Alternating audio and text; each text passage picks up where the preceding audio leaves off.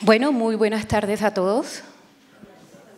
La Biblioteca Luis Ángel Arango les da la bienvenida a la conferencia Las voces femeninas de la generación sin nombre, la cual hace parte de una serie de actividades que hemos desarrollado a lo largo del año como parte en homenaje a la generación sin nombre, un grupo literario colombiano del cual hicieron parte dos poetas de las cuales hablaremos el día de hoy, que son Marta Canfield y María Mercedes Carranza.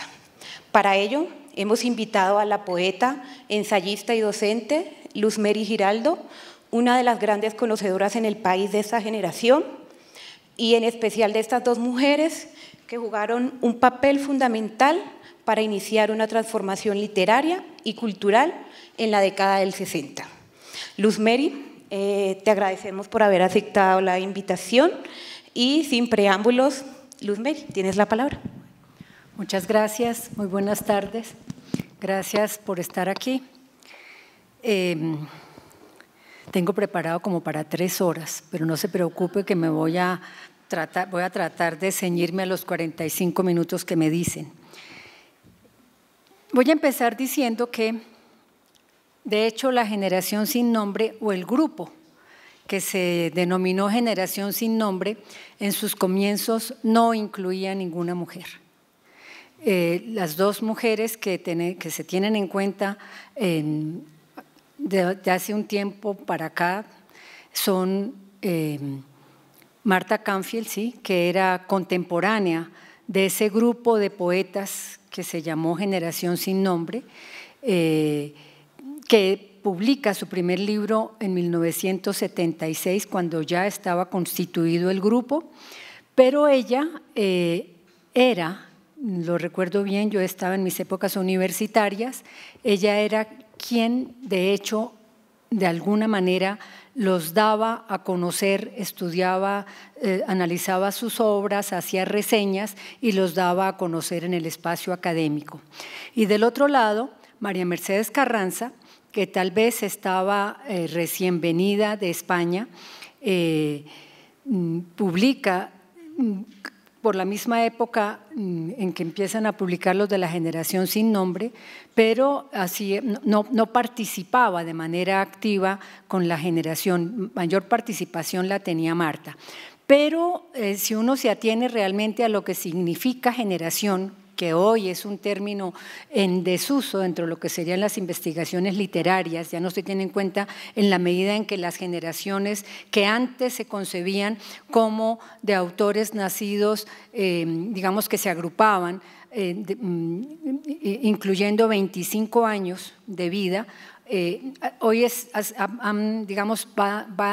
tan dinámica la historia y es tan dinámica la conformación de grupos o los movimientos en los cuales digamos que se van moviendo, deslizando unas generaciones hacia otras. Es claro que hace mes y medio, más o menos, cuando Marta daba su testimonio de la generación sin nombre, ella nos recordaba cómo era que había empezado esto y tenía en cuenta a unos autores. Ayer o antier leí en las redes un artículo de Seuxis, no recuerdo su apellido, un poeta que ha escrito un libro importante sobre la poesía colombiana al referirse a la generación sin nombre, habla solamente de un grupo y cuestiona la no inclusión de la mayoría de autores nacidos por la misma época. Digamos que si son nacidos por la misma época, tendría que ampliarse el registro, el número de autores que se consideraron en un primer momento. Y él, digamos, dentro de los autores que él echa de menos no estar incluidos, sería, por ejemplo, Harold Alvarado Tenorio o Juan Manuel Roca, José Manuel Arango, por ejemplo, que por edad debieran pertenecer. Miguel Méndez Camacho, por ejemplo, que fue citado hace mes y medio para participar en la mesa de lectura de todos los de la generación, en alguna entrevista dijo: no, yo no pertenezco a la generación sin nombre, no pertenecí, pero si me incluyen, acepto. Y así muchos autores. Cuando uno empieza a leer las distintas investigaciones a propósito de esto de la generación sin nombre, todos estos antecedentes para llegar a las dos autoras, cuando uno empieza a leer estos antecedentes, sí entiende que en 1967 un grupo de poetas que publican definitivamente en Bogotá o que están radicados en Bogotá son los considerados participantes de la generación sin nombre y que haya unas características muy particulares. Por una parte, se oponían, yo se los oía decir como estudiante universitaria, a toda manifestación, digamos, espectacular como fuera la de los nadaístas entonces, y buscaban ser voces individualizadas antes que una reunión de autores con un manifiesto en común. Digamos que en el año 67 esto empieza a surgir y recuerdo que en el 3 de diciembre de ese año Álvaro Burgos Palacios, en un artículo de lecturas dominicales del Tiempo, incluyó a una serie de jóvenes autores que llamó Una generación busca su nombre. De ahí viene el nombre de Generación sin nombre. 2 años después, en el 69, la revista argentina Cormorán y Delfín los incluye a todos ellos, digamos, hace una selección de estos autores y va cada vez más dándole dimensión a este nuevo grupo de escritores, y en 1970 se publica una antología con prólogo de Jaime Ferrán que se llamó Antología de una generación sin nombre, es decir, en el lapso de 3 años más o menos, la generación se consolidó a partir de unos nombres específicos. Sobre esto hay una fotografía hermosísima que circuló y estuvo también dentro de las imágenes que se proyectaron hace mes y medio, donde están digamos, los más reconocidos como participantes, los que se han establecido y los que han dinamizado permanentemente la evocación de lo que han sido como grupo, ese grupo que inicialmente fue también promovido por Juan Gustavo Cobo Borda, que reunía a José Luis Díaz Granados, a Álvaro Miranda, a Augusto Pinilla, a David Bonels, incluso, que se desliza, como quien dice, del nadaísmo a la generación sin nombre, si uno mira publicaciones de él anteriores. Henry Luque Muñoz, por supuesto, José Luis, puede que se me olvide alguno, no. Jaime García Mafla y Giovanni Quesep, incluso en una época y no hace muchos años, Jaime García Mafla decía: yo no pertenezco a la generación sin nombre, ni Giovanni, son de los incluidos inmediatamente después. Así ha sido muy curioso esta construcción, porque es una construcción definitivamente a partir de un grupo, y pienso que todos los nacidos, los poetas colombianos nacidos a partir de los fines de los 30, digamos año 38, año en que nace Giovanni Quesep, la década de los 40 y los principios de los 50 pudieran ser considerados de la generación. Entonces estamos hablando de un grupo que se denominó Generación sin nombre. Hay algo muy interesante también que se mencionaba. Había un autor, por ejemplo, que no se volvió a citar, y yo recuerdo que pertenecía, estaba siempre con estos autores para arriba y para abajo, profesor de la Universidad de los Andes, Manuel Hernández, y desde luego que estaba también Darío Jaramillo Agudelo. Como digo, Giovanni Quesep, Jaime García Mafla, Elkin Restrepo, María Mercedes Carranza y Marta Canfield fueron posteriores, fueron llegando poco a poco a tenor de lo que los investigadores o los grupos de amigos fuera considerando. Entonces, es sinuoso, más que sinuoso, si uno es incluyente tiene que pensar en todos los que nacieron en aquellas épocas, pero aquí se tuvieron en cuenta básicamente los autores que publicaban y estaban en Bogotá, de distintos lugares del país. Hay algo interesante que yo también recuerdo de esta generación y es, hay un libro muy bello de entrevistas que escribió o que recogió Rosita Jaramillo, que se llamó Poesía en Bogotá, fue publicado en 1978, en el que ella entrevista a todos los poetas que estaban viviendo precisamente en Bogotá, ya llevaban, digamos, ya llevaría la generación o el grupo de la generación 10 años de ser considerados grupo de poetas, con inquietudes comunes, sin que se propusieran esas inquietudes comunes, y ella, al incluirlos, yo no recuerdo, estuve mirando esta mañana, no recuerdo que hubiera incluido a María Mercedes Carranza y tampoco a Marta Canfield. Estaban muchos poetas y muchos más jóvenes de aquellos que ya estaban, que definitivamente participaban de la generación, o del grupo.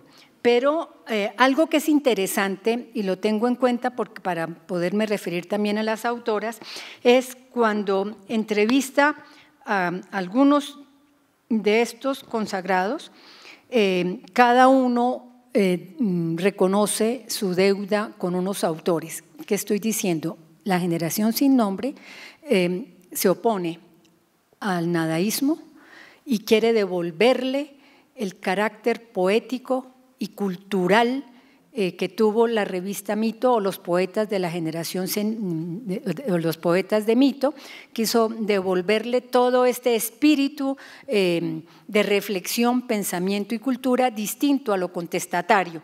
Y todos reconocían una deuda con unos autores importantísimos hispanoamericanos, europeos o norteamericanos. Yo veía, por ejemplo, que entonces Juan Gustavo Cobo-Borda hablaba de la importancia de Bretón, de Robert Lowell, de Octavio Paz, de Lezama Lima, de Juan Carlos Onetti y Henry James en ese entonces. Al mismo tiempo que destacaba el valor de las traducciones de Jaime Manrique Ardila, que también pertenecería, si fuéramos justos con el sentido de generación.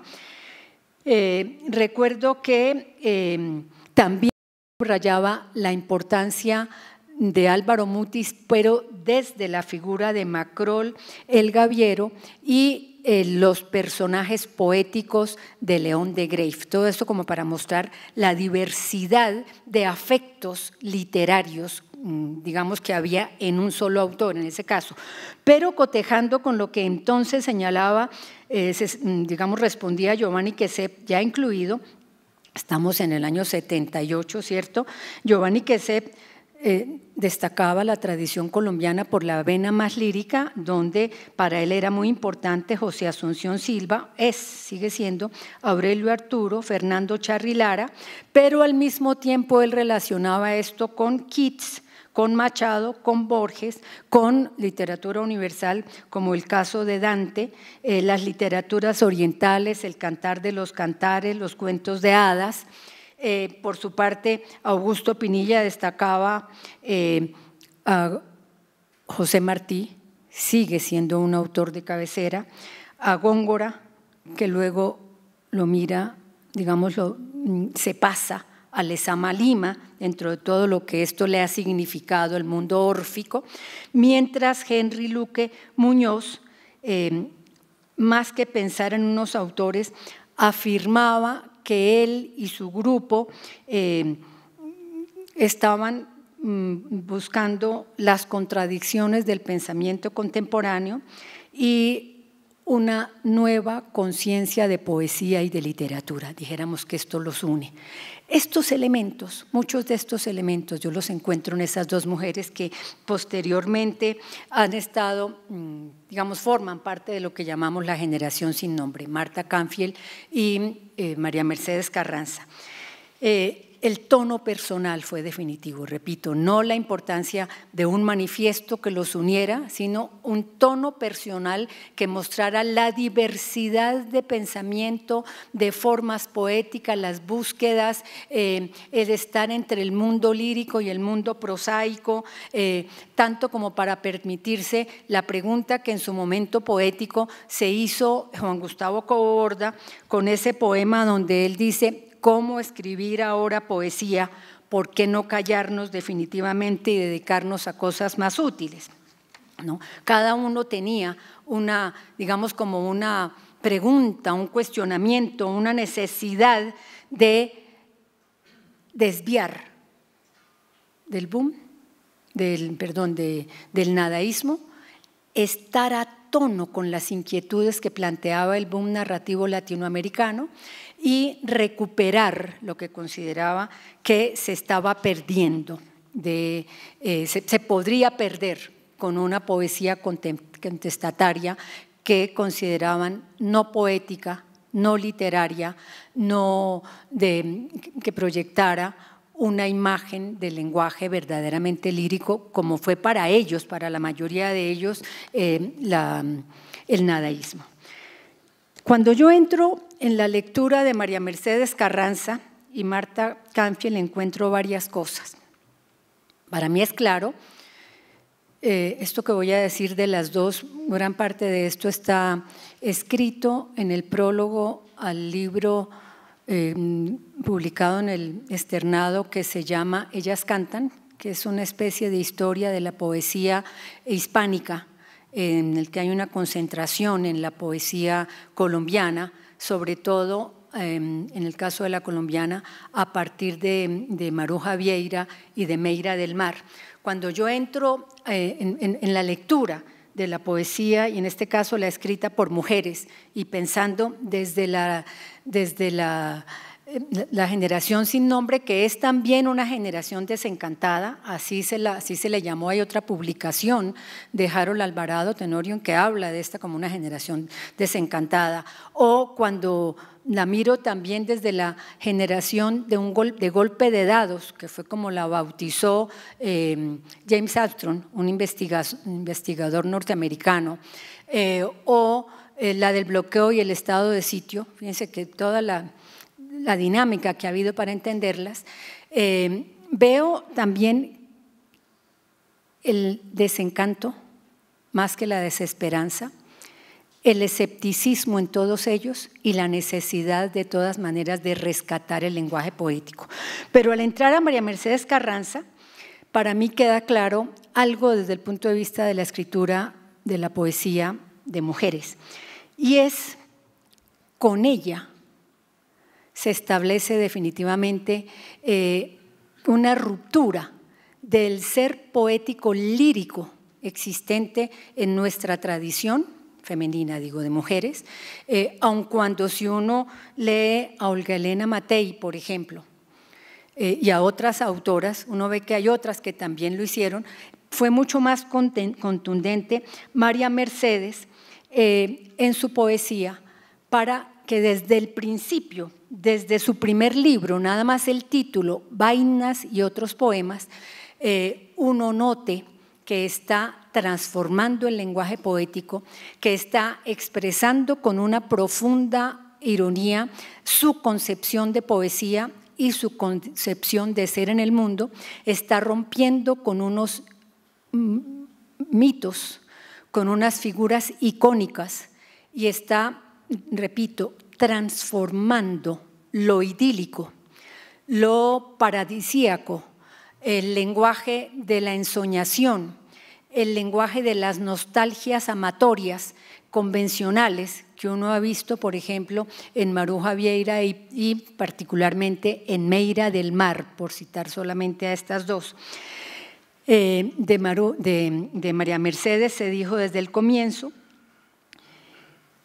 y se percibe desde el comienzo si las rupturas, el tono atormentado, el lenguaje sarcástico, el manejo de una estructura poética que, como lo mencionó Darío Jaramillo en su momento, parece más bien una conversación hablada, al mismo tiempo que, digo yo, la prosa de la vida dada en imágenes y cortes intempestivos que apoyan el espíritu contestatario, casi inédito, digo, de la poesía anterior, salvo Olga Elena Matei y Matilde Espinosa, por citar estas dos, Olga Elena, que es muy irreverente también, y Olga Elena Matei y Matilde, que hacía una poesía con un carácter político también, social, no muy propio de la poesía escrita por mujeres. Y hay que pensar también el humor irónico, el profundo desgarramiento, el cambio de la perspectiva del intimismo, cuando ella se introduce en el mundo cotidiano, en lo doméstico, y en ese hundirse en lo cotidiano y en lo doméstico, se burla no solo de sí misma, sino de la poesía, de la realidad nacional, de las normas, del amor, del otro, de la vida, hasta desembocar en uno de sus últimos libros, o su último libro publicado, que es dolorosísimo, El canto de las moscas, versión de los acontecimientos, que es como si anticipara su muerte y es al mismo tiempo diera testimonio de un territorio que se está desangrando permanentemente. Hay una clarísima conciencia histórica, una clarísima conciencia política y una clarísima conciencia como de decadencia del mundo en su poesía. Yo pensaba hay que pensar, ¿no? ¿Cuáles son los libros de María Mercedes publicados? 7 libros que yo recuerde. Vainas y otros poemas, que recoge poemas de 1968 a 1972. Tengo miedo, que los títulos son definitivos, de 1976 a 1982. Hola, soledad, de 1985 a 1987. Maneras del desamor, del 90 al 92. El canto de las moscas, versión de los acontecimientos, del 97 a 1998. Y algunos poemas inéditos llamados Los placeres verdaderos, que encontré todos estos reunidos en este libro bello, publicado por Letra a Letra, la poesía reunida. Incluye 5 poemas inéditos que me llamó la atención, que son como si fuera una recapitulación de todo su universo poético. Desde el primer libro, esto que yo les decía, la burla a los íconos, la burla al amor sublime, a la patria, a los próceres, a la religión, y una profundísima ironía frente al desencantamiento. Si uno piensa solamente en ese título como patas arriba con la vida, o piensa en lo que llamamos oficios, oficio de vestirse u oficio de vivir, y uno se mete en esos poemas, uno nota distintas parodias y al mismo tiempo el reconocimiento de una tradición española, de una poesía española, pero una poesía española que ella va a subvertir. Yo quisiera mirar algún poema, algún fragmento de alguno de estos poemas del comienzo, como para que uno vea lo que ella va introduciendo.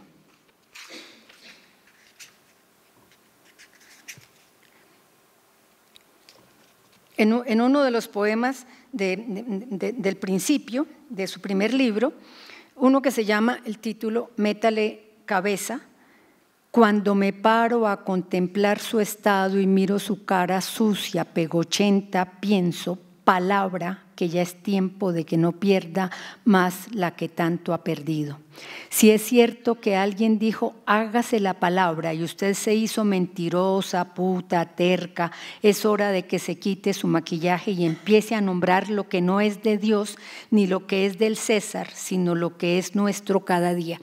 Aquí ya está subvirtiendo lo que sería la imagen de la palabra. No es la palabra sagrada, sino la palabra gastada. Desde su primer libro las palabras se gastan. Y el poema termina con un juego, ¿no?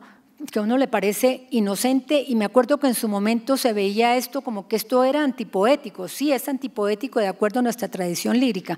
El poema termina diciendo: hágase mortal a cada paso, deje las rimas y solfeos, gorgorinos, melindres, embadurnes y barnices, y oiga atenta esta canción.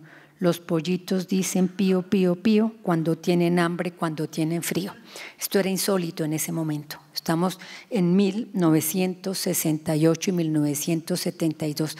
Eso no cabía en la poesía, eso se consideraba entonces lenguaje antipoético. En ese sentido, digo, desde el primer libro ella empieza a introducir el desencanto, la burla, la tradición, a desolemnizar el lenguaje poético, a buscarle otras posibilidades, parafraseando y haciendo ver que las palabras han sido, digamos, se ha hecho un tráfico con las palabras ya no tienen tanto por decir, las palabras se gastan. Igual va a decir en oficio de vivir, por ejemplo, cuando dice, tal vez ustedes lo recuerden, he aquí que llego a la vejez y nadie, ese pertenece a Tengo miedo, es su segundo libro. He aquí que llego a la vejez y nada, ni nadie, ni nada me ha podido decir para qué sirvo. Sume usted oficios, vocaciones, misiones y predestinaciones. La cosa no es conmigo, no es que me aburra, es que no sirvo para nada. Ensayo profesiones que van desde cocinera, madre y poeta hasta contabilista de estrellas. De repente quisiera ser cebolla para olvidar obligaciones o árbol para cumplir con todas ellas. No sirvo para nada. Fíjense también ese juego, ¿no? Desolemniza la noción del poeta, que ha sido también considerado entidad palabra. Entonces, destruida la concepción de la palabra sagrada y el poeta como profeta, entra María Mercedes Carranza a construir un nuevo lenguaje poético entre la poesía escrita por mujeres. De ahí el cuestionamiento permanente que está dando, la conciencia de que la palabra es ineficaz, la conciencia también desde el comienzo del vacío, la muerte como vacío, la falta de trascendencia en la vida o en la muerte, y procesualmente empieza a indagar también en las mitologías y a destruirlas, de la misma manera que hace que establece relaciones con sus poetas o con sus autores, gente de cine, de arte, de la poesía en general, y por ejemplo tiene en cuenta a Borges, tiene en cuenta a Artaud, tiene en cuenta a Bob Dylan, tiene en cuenta al pintor Pablo Uccello, tiene en cuenta a Antonioni. Entonces los pone sobre la escena poética en una poesía que está llena de movimiento, pero está al mismo tiempo llena de dolor vital. Cada uno de estos autores le sirven para estar hablando de ese dolor de vivir, que no es el dolor de vivir tampoco tradicional, es el dolor de vivir en una época escéptica, en un mundo en crisis y en un universo, digamos, donde los dioses están caídos, y en un mundo como sería Colombia, donde la patria se destruye. A mí eso me parece muy interesante de María Mercedes, que desde el comienzo ella empieza a verlo. De ahí los títulos, como veíamos antes, ¿no? La soledad, maneras del desamor, o el canto de las moscas, ¿no? Ahí en No la soledad, por ejemplo, recuerdo el amor es doloroso. El amor es, se puede burlar uno del amor, ¿no? Tiene un poema que se llama Si quiere amor, siga sus antojos. Voy a leer un pedacito para que se den cuenta. Si quiere amor, que siga sus antojos. He olvidado los nombres de todos, los nombres de mis muertos y los de mis hijos. No reconozco los olores de mi casa, ni el sonido de la llave que gira en la puerta. No recuerdo el metal de las voces más queridas, ni veo las cosas que mis ojos miran. Las palabras suenan sin que yo comprenda. Soy extranjera por estas calles íntimas y no hay dicha ni desdicha que me hieran. He borrado mi historia de 40 años. Te amo. Entre esa pesadumbre y decir te amo para cerrar, que genera como un temblor, una conmoción profunda. Y aquí hay eso, que digamos que uno lo puede acompasar con otro poema que se llama Oda al amor, o siempre con esa reiteración, la palabra no sirve para nada, yo misma no sirvo para nada, yo misma ensayo oficios, hasta que llega, por ejemplo, a lo que llama su arte poética en un largo poema que no lo voy a leer, pero les llamo la atención sobre él, leo solamente un fragmento, que se llama Cuando escribo sentada en el sofá. Interesante ver, reitero esto, el valor que le da o la importancia que le da a los títulos. Son títulos muy de vida cotidiana, son títulos muy prosaicos, porque es tomando la prosa de la vida como una manera de existir, ¿no? Y la poesía como una poesía prosaica, no es una poesía meditativa, es una poesía que muestra un tipo de desgarramiento.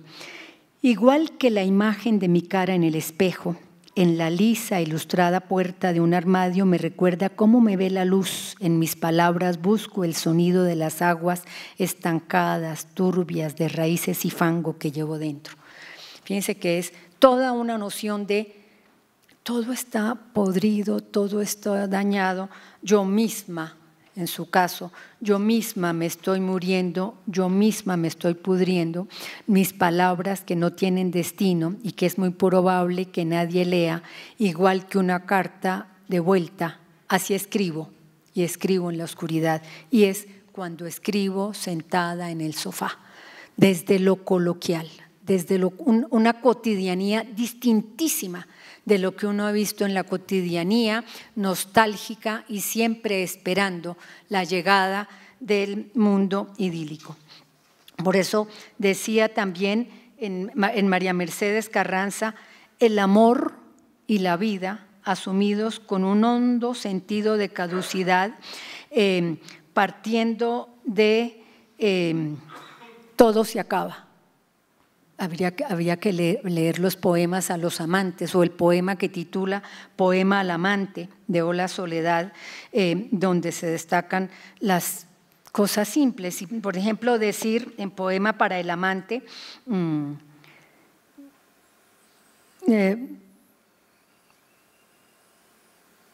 la llamada o la carta que se esperan son como la cáscara de arroz que puede brillar más que el sol. Las palabras que pierden su medida, los te amo a media voz, los eres mi vida en un diálogo torpe, jubiloso, vergonzante. El amor que se convierte en esa farsa inútil, ese pozo de aguas mentirosas de donde hemos sacado aquello que no existe antes de que la cercanía del tedio o la ruina de la sonrisa ocurra, antes de que la frivolidad regrese a acostarse en mi cama. Fíjense la imagen, el amor se acaba. Y rebelándose contra el idilio y burlándose definitivamente de la tradición romántica, en otro poema afirma que el amor carece de desmayos, de ojos aterciopelados y gestos admirables, que no se hace como la primavera a punta de capullos y gorjeos, sino entre los gritos de los niños y las cuentas del mercado, los oficios y los objetos cotidianos. Se hace cada día con el cepillo de dientes por la mañana, el pescado frito en la cocina por la noche, para culminar de manera desenfadada con cada tarde te quiero mucho más. Es decir, el amor no son más que las maneras del desamor, como titula uno de sus últimos libros. El desamor es, al comienzo es como una sed infinita, hay un aliento aleteante y un espejo que desbordan. Algo como un sollozo viene de muy adentro, impudicia y esplendor y miedo, sobre la cama de sábanas extendidas, es decir, abre a lo real, simple, pero a lo doloroso, quita de trascendencia todo. María Mercedes es escéptica y desencantada, decía hace un instante. María Mercedes vuelca ese escepticismo y ese desencanto en su último libro publicado.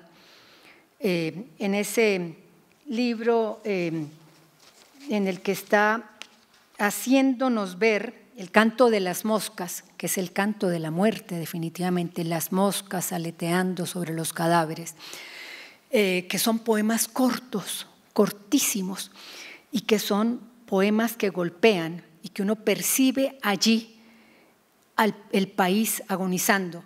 Pero ese canto de las moscas, de alguna manera, ha ido atravesando toda su poesía, todos sus libros. Uno ve la casa de la Candelaria, la casa Silva, pero es la casa como una gran metáfora del país que se deshace.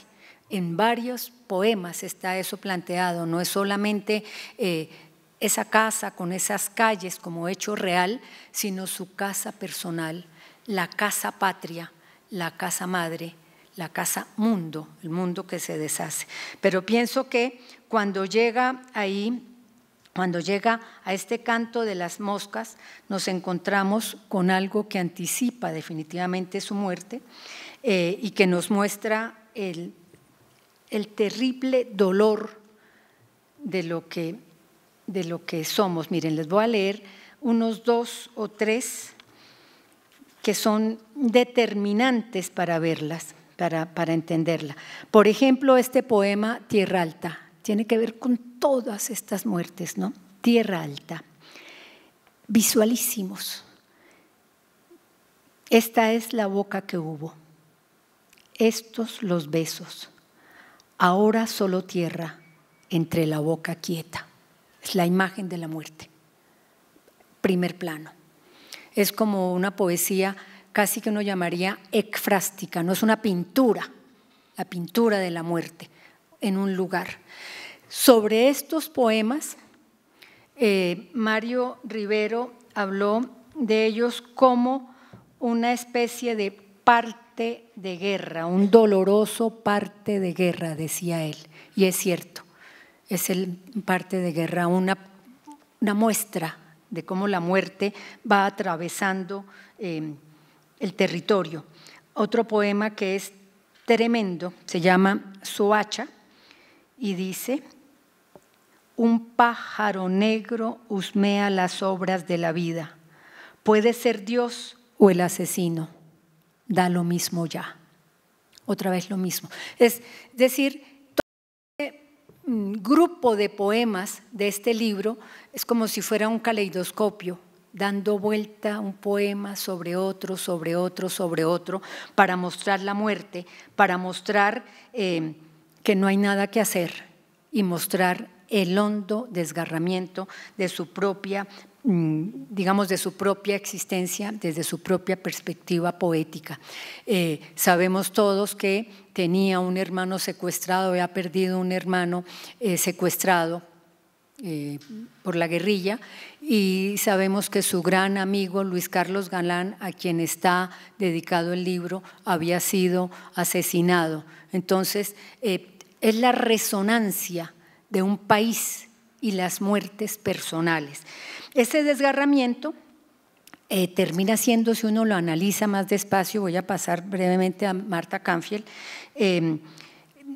como en Antonin Artaud, si uno lo mira a la luz de ese autor al que ella también elogia, es como el último gesto solitario, como la muestra de su desdicha de estar en el mundo, es como su escribir en sollozos, en blasfemias, gritos que nadie oye.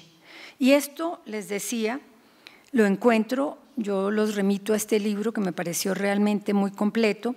Esto lo encuentra uno en sus 5 poemas inéditos, donde ella parece recapitular toda su condición poética, ¿no? Un poema como Reencontrarse en la cama, recoge toda la travesía, u otro poema como Un buen martini seco. Mirar la poesía de Marta Canfield es otra cosa, es muy distinta, es mucho más compleja. Es una poesía, Marta tiene como 8 libros de poesía y hay varias antologías que se han hecho en distintas partes sobre su poesía. En Casa de Altura se llama la que hizo el Instituto Caricuervo, hay otra que se llama Sonriendo en el Camino que hicieron en Uruguay, hay otra que hicieron en Venezuela, hay distintas antologías que recogen toda su poesía, pero puedo señalar que su primer libro fue publicado en 1976, se llama Anunciaciones. Fíjense que es mucho después incluso del primer libro de María Mercedes y ya estaba establecida la generación sin nombre, el grupo de la generación sin nombre como tal. 2 cosas fundamentales, o más que 2 cosas. El mundo poético de Marta Canfield, dije hace un instante, es muy complejo, porque es un mundo poético que se inicia en su primer libro llamado Anunciaciones, que tiene poemas escritos en Bogotá, en Montevideo, antes de venirse a vivir a estudiar a Bogotá, poemas de 1969, poemas, digamos, amorosos, como con un erotismo, una mística erótica, o la mística es erótica, digamos, hay una poesía amorosa con un sentido sagrado, donde el cuerpo habla, pero al mismo tiempo tiene poemas que están muy referidos a la historia de las dictaduras en el Cono Sur, de donde ella se viene y que ella tuvo que vivir también desde la ausencia, cuando sabe de los tupamaros, de los amigos sacrificados, de los amigos prisioneros, etcétera, etcétera, y es la patria de las ausencias. Ese primer libro, Anunciaciones, que tiene 2 ediciones, una publicada aquí en Bogotá del 76 y otra de hace unos 2 años publicada en Dinamarca, por Aurora Boreal. Ese libro de ella ya introduce toda su problemática poética, como pasó con el primer libro de María Mercedes, todas sus grandes preocupaciones. ¿Qué hay en ella? La filiación a una tradición clásica más renacentista italiana, más que española, como pudo ser inicialmente en María Mercedes Carranza, seguramente por sus ancestros italianos por parte de madre, e incluso por su experiencia vital ya de 40 años en Italia, pues eso se ha ido acentuando, y uno encuentra poemas, digamos, que están muy iluminados por la Eneida, por Dante, por pinturas clásicas. Aquí en la lectura que ella hizo hace mes y medio, leyó un poema a partir de la contemplación en un museo de unas imágenes de Masaccio. Tiene otros poemas que tienen que ver con lo sagrado también y lo potente de esa figura humana condenada por el amor, por ejemplo, ¿no? Por el amor, por la caída, pero al mismo tiempo ella tiene una enorme filiación con una serie de autores latinoamericanos que han sido para ella gratísimos. El caso de Álvaro Mutis, a quien ella consideró muy amigo de ella, amigo personal, a quien ella consideró un autor que escribía también desde unas connotaciones sagradas, entendidas las connotaciones sagradas en lo que sería la conciencia de la palabra que fluye para poder nombrar e inaugurar un mundo. Y la conciencia sagrada a partir de un personaje heroico, antiheroico, como sería Macrol el Gaviero. Tuve la oportunidad de oírlos conversar a Marta Canfield y Álvaro Mutis, y los dos hablaban de los misterios del arte que no los ve uno en María Mercedes Carranza, los misterios de la poesía, el misterio de la palabra que se revela, lo sagrado, lo inexplicable, lo profundo que se vuelve, que llama definitivamente a un ser interior. Y en distintas entrevistas que yo le he leído, ella habla de la poesía como algo misterioso que penetra que ilumina lo más oscuro del ser humano para volverse palabra, entidad sagrada, que es toda una concepción muy tradicional, dijéramos, muy clásica. Pero también considera la poesía, digamos, el ser poeta, como un oficio tan infinito como la vida, en el que el autor, casi como con una daga, con una espada, lo dice en entrevistas y lo dice en algunos poemas, hiere la palabra que le está revelando algo, hiere el mundo más que la palabra, hiere el mundo, lo sacude, lo penetra y crea como si fuera por primera vez. Esa es parte de su concepción poética. Pero también entre sus autores habría que considerar algunos que ha traducido y algunos que ha trabajado muy seriamente, como Ramón López Velarde, José Antonio Ramos Sucre, Blanca Varela, Idea Vilariño, Mario Benedetti, Jorge Eduardo Eyelson, de quien fue también amigo personal, este artista plástico, dramaturgo, poeta, novelista, que dejó no solamente una gran obra, sino un dinero para que ella aprovechara ese dinero y creara un fondo que ella preside en la Universidad de Florencia, que se llama el Centro de Estudios Eyelson, donde lleva autores latinoamericanos. Y además de esto, me parece importante, repito, el regreso o el ingreso, la presencia de esos autores del Renacimiento italiano que para ella son definitivos. Leyendo a Marta en su primer libro, que tiene una introducción de Giovanni Capini, de Gaetano Capini, él dice muy claramente que en ella, de principio a fin, hay signos inquietos e ininterrumpidos, languideces de imágenes y fulguraciones relampagueantes, de jirones de la vida que muestra el mundo roto, y ella aparece como quien conoce el mundo de lo implacable, como quien conoce, dice textualmente, sorbos de vida arrancados de desmedidas y elementales ferocidades de la tierra cruel y compañera. Y señala otra cosa que me parece susceptible de ser entendido si uno hace el recorrido por sus más de 8 libros, que es su literatura, su poesía toda como un viaje. Su vida ha sido una enorme viajera, pero como un viaje por distintos temas, el tema del amor, el tema del erotismo sagrado, el tema de los viajes mismos, el tema de la poesía social y político, el tema de las rupturas, de los desgarramientos, de las despedidas, incluso todo en su poesía es poetizable. Tiene poemas a muchos animales, como tiene a los perros, ama a los perros, cría sus propios perros, dijéramos casi como hijos, las piedras, las conchas, el agua, el mar, todo en su poesía es poetizable.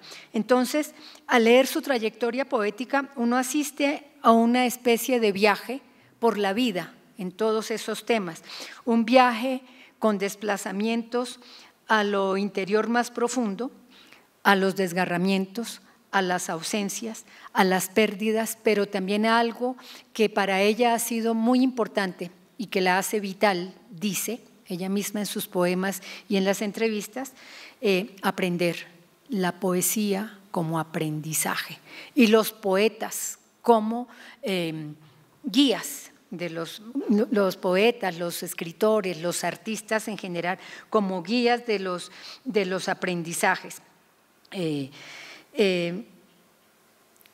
Se conserva en su poesía, veo que se me acabó el tiempo, todas esas preocupaciones y títulos como, por ejemplo, no digamos solo anunciaciones, el título es muy significativo, la poesía que anuncia algo, una vida secreta, una interioridad, una palabra nueva, una poesía que es escrita en prosa, aun cuando hay algunos poemas escritos en verso, y algo que me parece fundamental dentro de lo novedoso, también clásico, es una poesía que pinta, ekfrástica se llama, ¿no? Una poesía que está pintando un escenario como si fueran naturalezas muertas o naturalezas vivas. Entonces, hay una enorme complejidad. Uno puede abordar la poesía de Marta de uno, otro u otro u otro. Desde ese punto de vista me parece que sería más fácil, pero no lo digo negativamente, la poesía, se accede más fácilmente a la poesía de María Mercedes Carranza.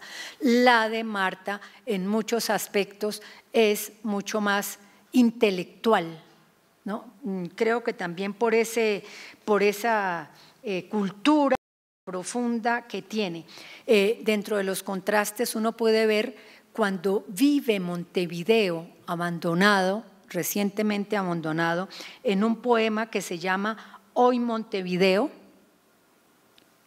y que va diciendo, es un pueblo entero que nos está siendo arrebatado, y uno siente el dolor de patria, que es el dolor de patria también de María Mercedes, ¿cierto?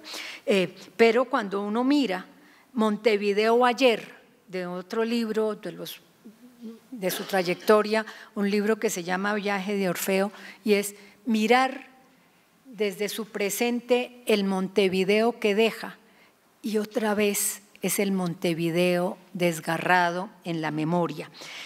Y entender que su poesía amorosa es una poesía, como ella ha dicho, de renacimiento, nacer al amor como se nace a una experiencia sagrada. Por eso es una mística del cuerpo. Y en esa mística del cuerpo yo encuentro la cercanía con Eyelson, con esa amistad profunda que tenía con Eyelson. Es entonces una poesía complejísima. Yo paro aquí porque me comí el tiempo para que por lo menos tengamos unas preguntas. Una poesía completa que yo creo que bien merece la pena ser leída y estudiada, y las dos desde las poéticas y desde sus actitudes ante la vida y el lenguaje poético cabrían perfectamente en lo que se llamaría generación sin nombre, prescindiendo del grupo de la generación sin nombre, sino generación sin nombre como generación de búsquedas renovadoras del lenguaje poético. Muchas gracias, discúlpeme las velocidades. Muchas gracias a ti. Abrimos este espacio, si alguno tiene alguna pregunta. Buenas tardes a todas las personas que están acá. Bueno, mi nombre es David y yo soy maestro. Y bueno, pues yo tuve la oportunidad de estudiar una poeta que se llama María del Rosario Laverde y Ana Milena Joven. Puerta. Sí. Una poeta joven. Fue alumna mía.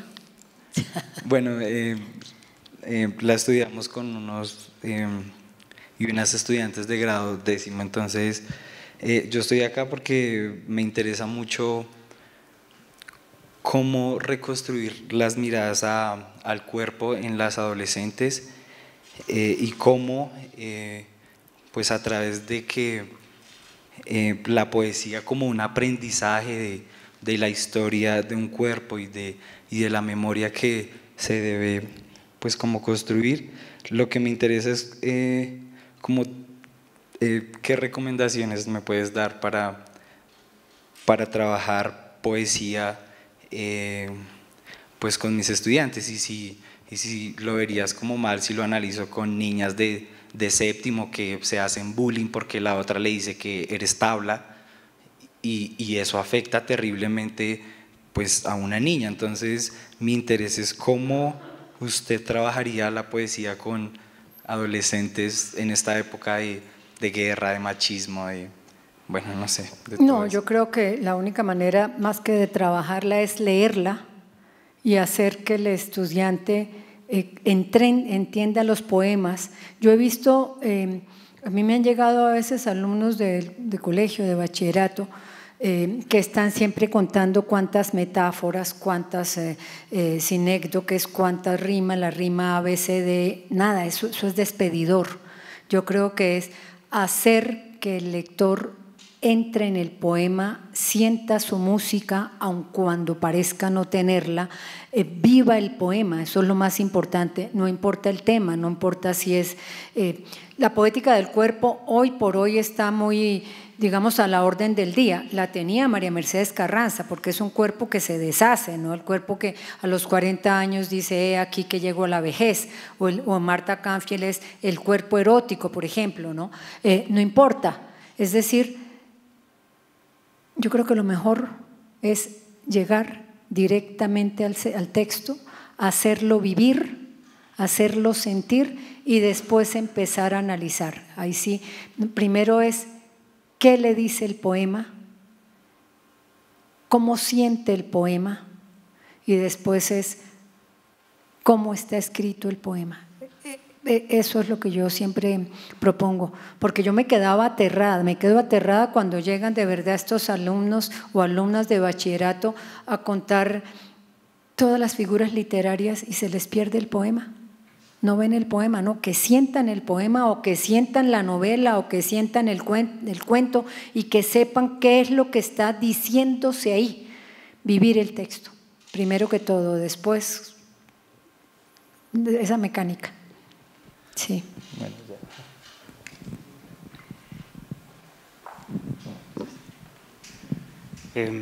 me sorprende la aparente como contradicción que hay entre el personaje de María Mercedes que tú nos describes, como que se enfrenta a la nación perdida y a la nación que se va, siendo ella también una mujer que participó en la Constituyente y trabajó en la Constitución del 91. Quisiera saber si quizás en su obra también se ve como ese momento y pues como… Digamos, no se ve la que participó en la Constituyente ni la que se ve que fue la que estuvo a la cabeza de la Casa de Poesía Silva. Yo creo que eso sería secundario. Yo creo que precisamente estuvo en la Constituyente por conocer el país. Yo me atrevo a pensar eso. Lo que pasa es que a ella le tocó un país que se iba desangrando y que no había llegado todavía a lo que estamos, ¿cierto? Y además si le toca en carne propia con el hermano, ¿cierto?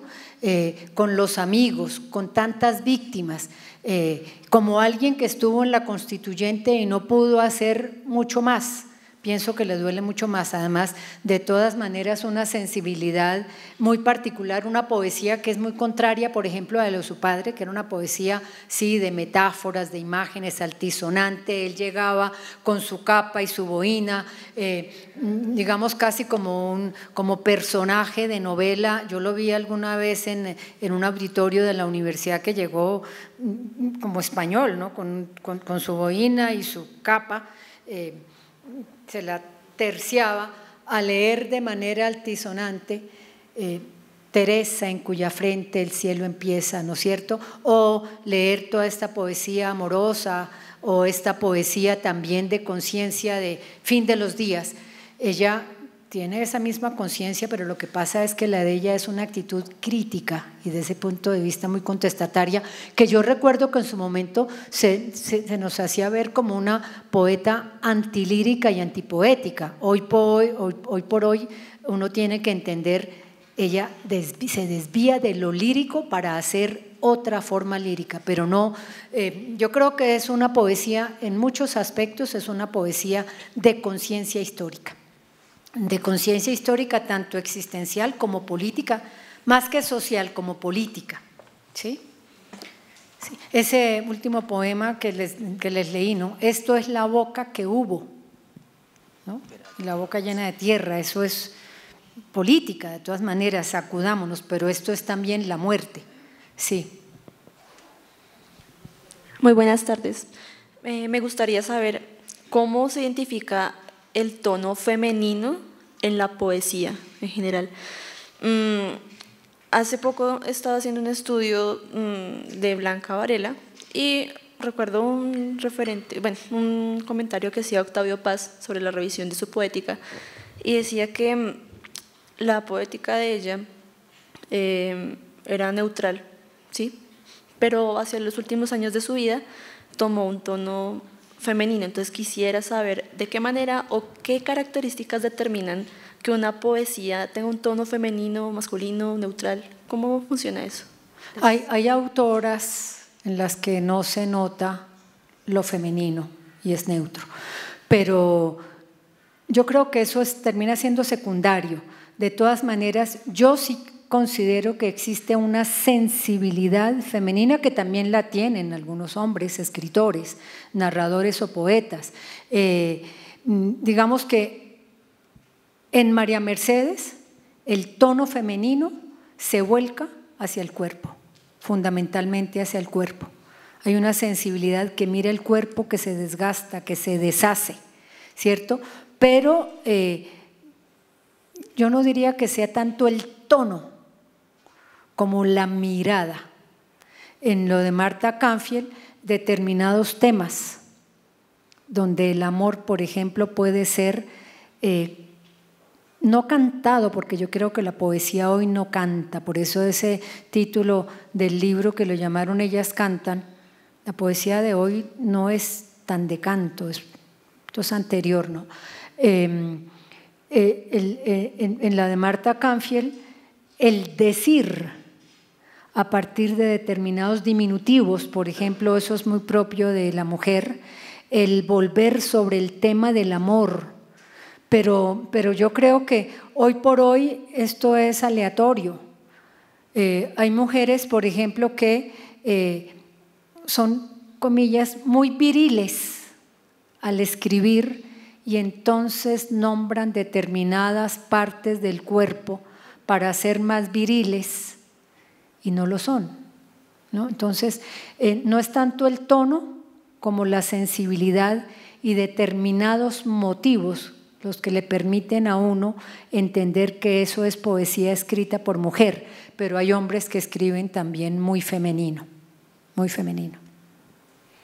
Buenas tardes. Para explorar la poesía colombiana de principios del siglo XX, ¿qué autores, qué títulos nos recomienda? La poesía femenina. ¿Escrita por mujeres? De autoras. Sí. Te invito a leer esa antología, ahí están. Sí. Mira, uno no puede empezar de leer la poesía y la literatura colombiana desconociendo desde la colonia a Sor la Madre Josefa del Castillo, sus poemas y sus prosas, que son como unos cuentos, ¿cierto? Si uno llega al siglo XX, ¿qué es lo que tú dices? Uno no puede dejar de leer a Emilia Ayarza, esa no está, esa antología que le cité, de hecho es a partir de la colección Un libro por centavos del Externado, luego todavía hay una ausencia de autoras, pero uno puede pensar en Emilia Ayarza, uno puede pensar en la cité Matilde Espinosa, uno tiene que pensar de todas maneras en Olga Elena Matei, que es muy contestataria, y uno va leyendo según las épocas en un proceso evolutivo, uno va viendo las identidades, los modos de cada una, las características y también las características del tiempo al cual pertenecen. Meira del Mar, por ejemplo, y su fina sensibilidad, una poesía que es sensual sin ser erótica, digamos. Maruja, una poesía que es muy idílica, pero con algunos aspectos de poesía social consciente, por ejemplo, de la historia de Colombia, un poema que tiene Los Desplazados, donde uno nota esto, o poemas donde le hace guiño a sus autores amigos.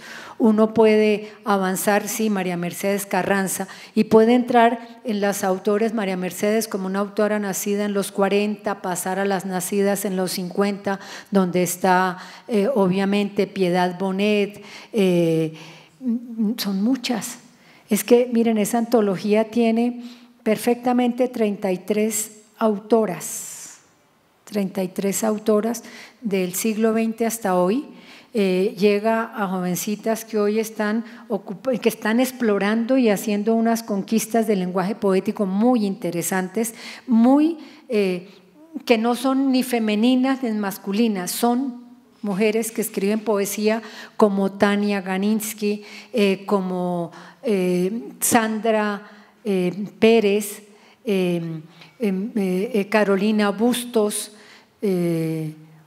bueno, son muchas, ahorita se me olvida el nombre, pues las trabajé 33, son muchas. Habría que pensar, por ejemplo, en otras que uno pueda leer como Eugene, la poeta Eugene, como Mary Yolanda Sánchez. Eugene es Eugenia Sánchez. Mary Yolanda Sánchez, que es una poesía de un desgarramiento profundo muy relacionada con la violencia de este país. Sin embargo, no deja de ser una gran, digamos, a pesar del tema, hace gran poesía, unos poemas en prosa casi parecidos a minificciones. Son muchas, es que me pongo a dar nombres y se me van a olvidar todas y me van después a apedrear, pero porque puede pasar, a uno le dicen, pero no me citaste o no citó a no sé quiénes, son muchas, por eso los invito a por lo menos mirar el índice de este libro y ustedes buscar, hay muchas buenas autoras, muchas buenas autoras. ¿Me puedes recordar el nombre del libro? ¿De cuál? El libro se llama Ellas Cantan, Antología de Poetas Iberoamericanas, porque tiene poetas españolas, tiene poetas mexicanas, argentinas, uruguayas y predominan las colombianas. Sí, está publicado en el Externado y creo que lo venden es en la librería del Externado. Tiene un prólogo muy largo donde yo muestro las modalidades y cómo se encuentran distintas generaciones o distintas problemáticas en todas, ¿no?